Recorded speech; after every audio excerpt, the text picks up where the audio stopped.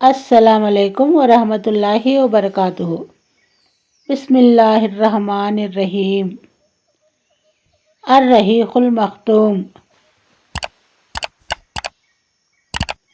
نبی کریم صلی اللہ علیہ وسلم کے سیرت کے ساتھ ساتھ اس چینل پہ انشاءاللہ عنقریب قرآن کی آیتوں کے تفسیر کے بارے میں بھی جانیں گے۔ احد کی لڑائی، نادر روزگار جانبازی۔ بہرحال اس موقع پر مسلمانوں نے ایسی نادر روزگار جانبازی دکھائی اور زبردست قربانیوں کے کام لیا جس کی مثال تاریخ میں نہیں ملتی۔ چنانچہ ابو طلحہ رضی اللہ عنہ نے اپنے آپ کو اللہ کے رسول صلی اللہ علیہ وسلم کے آگے ڈھال بنا لیا۔ وہ اپنا سینہ اوپر اٹھا لیا کرتے تھے تاکہ آپ کو دشمن کے تیروں سے محفوظ رکھ سکے۔ حضرت انس رضی اللہ عنہ کا بیان ہے کہ احد کے دن لوگ یعنی عام مسلمان ہار کر اللہ کے رسول صلی اللہ علیہ وسلم کے پاس آنے کے بجائے ادھر ادھر بھاگ گئے اور ابو طلحہ آپ کے آگے اپنی ایک ڈھال لے کر سپر بن گئے۔ وہ ماہر تیر انداز تھے، بہت کھینچ کر تیر چلاتے تھے، چنانچہ اس دن 2 یا 3 کمانیں توڑ ڈالی۔ نبی صلی اللہ علیہ وسلم کے پاس سے کوئی آدمی تیروں کا ترکش لیے گزرتا تو آپ فرماتے کہ انہیں ابو طلحہ کے لیے بکھیر دو۔ نبی صلی اللہ علیہ وسلم کی اور سر اٹھا کر دیکھتے تو ابو طلحہ کہتے، میرے ماں باپ آپ پر قربان، آپ سر اٹھا کر نہ جھانکیں، آپ کو قوم کا کوئی تیر نہ لگ جائے، میرا سینہ آپ کے سینے کے آگے ہے۔ حضرت انس رضی اللہ عنہ سے یہ روایت بھی ہے کہ حضرت ابو طلحہ نبی صلی اللہ علیہ وسلم سمیت ایک ہی ڈھال سے بچاؤ کر رہے تھے اور ابو طلحہ بہت اچھے تیر انداز تھے۔ جب وہ تیر چلاتے تو نبی صلی اللہ علیہ وسلم گردن اٹھا کر دیکھتے کہ ان کا تیر کہاں گرا۔ حضرت ابو دجانہ رضی اللہ عنہ نبی صلی اللہ علیہ وسلم کے آگے کھڑے ہو گئے اور اپنی پیٹھ کو آپ کے لیے ڈھال بنا دیا۔ ان پر تیر پڑ رہے تھے لیکن وہ ہلتے نہ تھے۔ حضرت خالد بن ابی بطحہ نے عتبہ بن ابی وقاص کا پیچھا کیا جس نے نبی صلی اللہ علیہ وسلم کا مبارک دانت شہید کیا تھا اور اسے اس زور سے تلوار ماری کہ اس کا سر جھٹک گیا، پھر اس کے گھوڑے اور تلوار پر قبضہ کر لیا۔ حضرت سعد بن ابی وقاص رضی اللہ عنہ بہت زیادہ چاہتے تھے کہ اپنے اس بھائی عتبہ کو قتل کرے پر وہ سفل نہ ہو سکے، بلکہ یہ سعادت تو حضرت حاطب کو ملنا تھا اور ملا۔ حضرت سہل بن حنیف بھی بڑے جانباز تیر انداز تھے۔ انہوں نے اللہ کے رسول صلی اللہ علیہ وسلم سے موت پر بیعت کی اور اس کے بعد مشرکوں کو بڑی ویرتا کے ساتھ دور ہی رکھا۔ اللہ کے رسول صلی اللہ علیہ وسلم خود بھی تیر چلا رہے تھے، چنانچہ حضرت قتادہ بن نعمان رضی اللہ عنہ کی روایت ہے کہ اللہ کے رسول صلی اللہ علیہ وسلم نے اپنی کمان سے اتنے تیر چلائے کہ اس کا کنارہ ٹوٹ گیا، پھر اس کمان کو حضرت قتادہ بن نعمان نے لے لیا اور وہ انہی کے پاس رہی۔ اس دن یہ گھٹنا بھی گھٹی کہ حضرت قتادہ کی آنکھ چوٹ کھا کر چہرے پر ڈھلک آئی۔ نبی صلی اللہ علیہ وسلم نے اسے اپنے ہاتھ سے پپوٹے کے اندر داخل کر دیا۔ اس کے بعد ان کی دونوں آنکھوں میں یہی زیادہ خوبصورت لگتی تھی اور اسی کی روشنی زیادہ تیز تھی۔ سبحان اللہ۔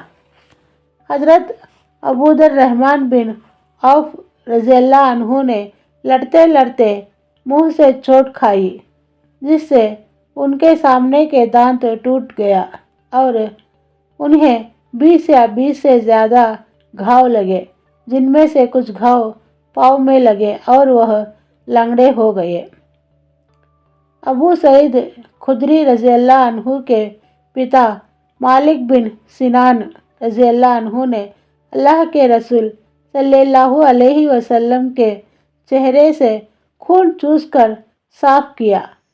आप सल्लल्लाहु अलैहि वसल्लम ने फरमाया, इसे थूक दो। उन्होंने कहा, अल्लाह की कसम, इसे तो मैं हरगिज़ ना थूकूंगा। इसके बाद पलट कर लड़ने लगे। अल्लाह के रसूल सल्लल्लाहु अलैहि वसल्लम ने फरमाया, जो शख्स किसी जन्नती आदमी को देखना चाहता है वह इन्हें देखे। इसके बाद वह लड़ते लड़ते शहीद हो गए। एक अनोखा कारनामा खातून साहबा हज़रत उम्मे अम्मारा नसीबा बिनते काब रज़ी अल्लाह अन्हा ने अंजाम दिया।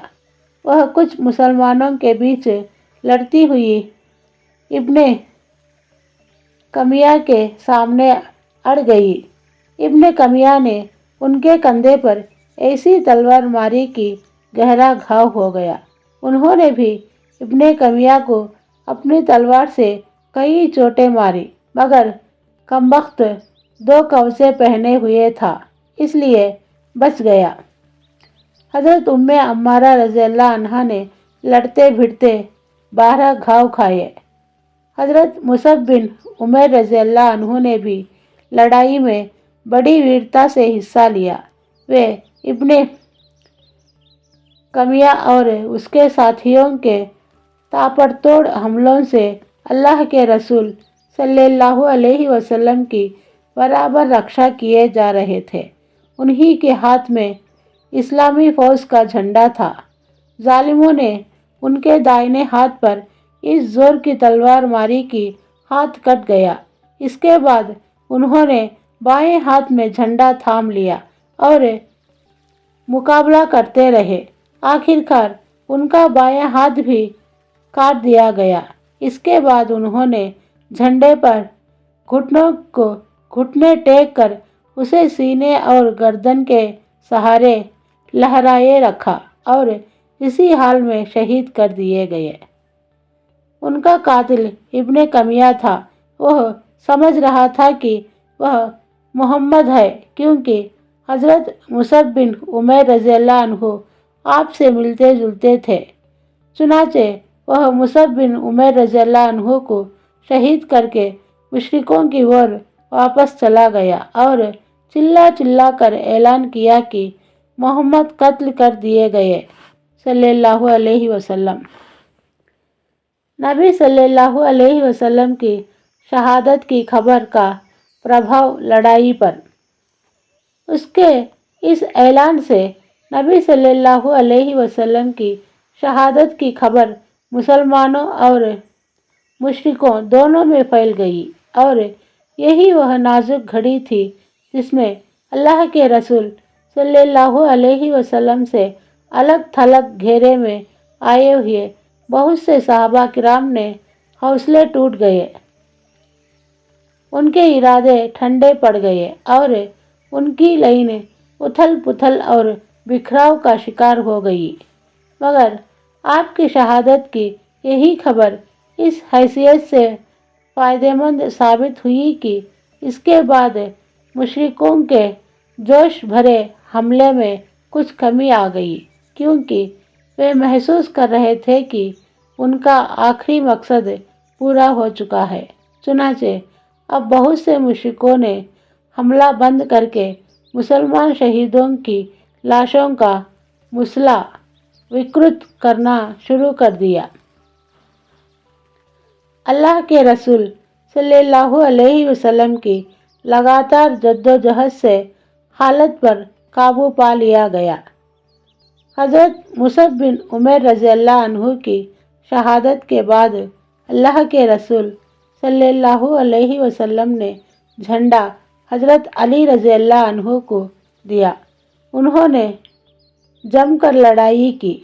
वहाँ पर मौजूद बाकी साहबा किराम ने भी अपूर्ण वीरता का परिचय दिया, जमकर मुकाबला भी किया और हमला भी, जिससे आखिरकार इस बात की संभावना पैदा हो गई कि अल्लाह के रसूल सल्लल्लाहु अलैहि वसल्लम मुशरिकों की सफ़ें चीर कर घेरे में आए हुए साहबा किराम की ओर रास्ता बनाए। चुनाचे आपने कदम आगे बढ़ाया और साहबा किराम की ओर तशरीफ़ ले गए। सबसे पहले हज़रत काब बिन मालिक रज़ियल्लाहु अन्हु ने आपको पहचाना, खुशी से चीख पड़े, मुसलमानों खुश हो जाओ, यह है अल्लाह के रसूल सल्लल्लाहु अलैहि वसल्लम। आपने इशारा फरमाया कि खामोश रहो ताकि मुशरिकों को आपकी मौजूदगी और मौजूद होने की जगह का पता ना लग सके, मगर उनकी आवाज़ मुसलमानों के कान तक पहुंच चुकी थी। चुनाचे मुसलमान आपकी पनाह में आना शुरू हो गए और धीरे धीरे लगभग 30 सहाबा जमा हो गए। जब इतनी तादाद जमा हो गई तो अल्लाह के रसूल सल्लल्लाहु अलैहि वसल्लम ने पहाड़ की घाटी यानी कैंप की तरफ हटना शुरू किया, मगर चूंकि इस वापसी का अर्थ यह था कि मुशरिकों ने मुसलमानों को घेरे में लेने की जो कार्रवाई की थी वह विफल हो जाए, इसलिए मुशरिकों ने इस वापसी को नाकाम बनाने के लिए अपने ताबड़तोड़ हमले जारी रखे। मगर आपने इन हमलावरों की भीड़ चीरकर रास्ता बना ही लिया और इस्लाम के शेरों की बहादुरी के सामने उनकी एक ना चली। इसी बीच मुशरिकों का एक अड़ियल घुड़सवार उस्मान बिन अब्दुल्ला बिन मुगीरा यह कहते हुए अल्लाह के रसूल सल्लल्लाहु अलैहि वसल्लम की ओर आगे बढ़ा कि या तो मैं रहूँगा या वह रहेगा। इधर अल्लाह के रसूल सल्लल्लाहु अलैहि वसल्लम भी दो दो हाथ करने के लिए ठहर गए, पर मुकाबले की नौबत ना आई क्योंकि उसका घोड़ा एक गड्ढे में गिर गया। इतने में हारिस बिन सुम्मा ने उसके पास पहुंचकर उसे ललकारा और उसके पांव पर इस जोर की तलवार मारी कि वही बिठा दिया। फिर उसका काम तमाम करके उसका हथियार ले लिया और अल्लाह के रसूल सल्लल्लाहु अलैहि वसल्लम की खिदमत में आ गए।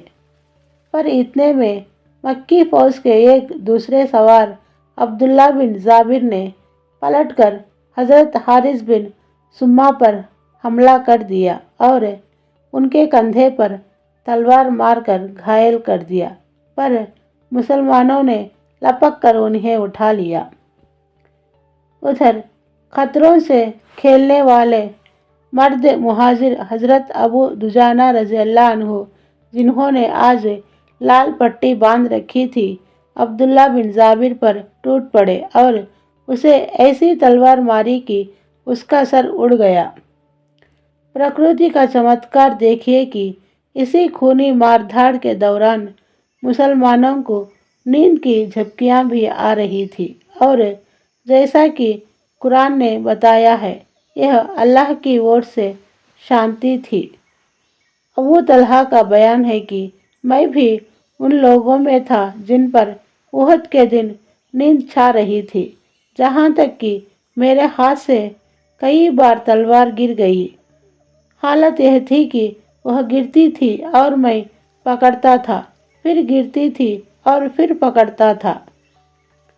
सार यह है कि इस तरह की जाबाजी और बहादुरी के साथ यह दस्ता संगठित रूप से पीछे हटता हुआ पहाड़ की घाटी में स्थित कैंप तक जा पहुंचा और बाकी सेना के लिए भी उस सुरक्षित स्थान पर पहुंचने का रास्ता बना दिया।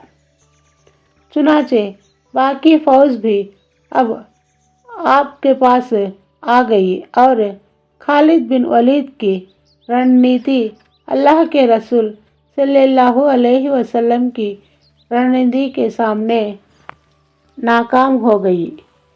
अस्सलाम वालेकुम व रहमतुल्लाहि व बरकातुहू।